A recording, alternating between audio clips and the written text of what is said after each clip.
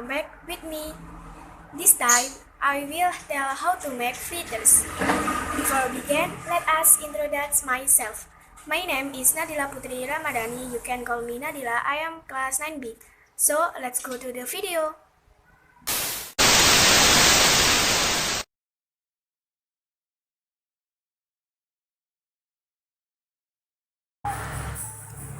The ingredients needed to make fritters are potatoes, egg, flavoring, garlic, onion, pepper powder, and finally cooking oil to taste.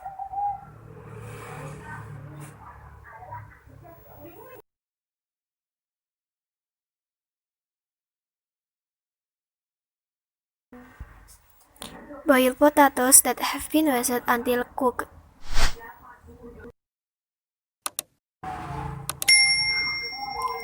Blend the onion and garlic. Then add the pepper powder and flavoring to taste.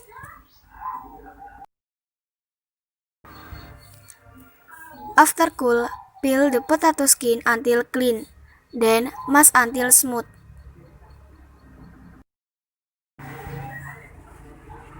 Then mix the mashed potatoes with the mashed spices.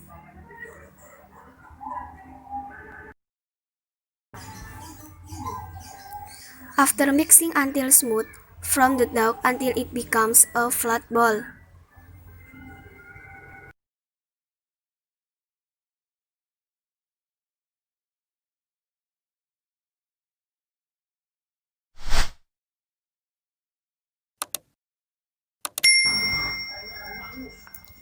Finally, fry the fritters that have been formed until they turn golden brown. Remove and drain.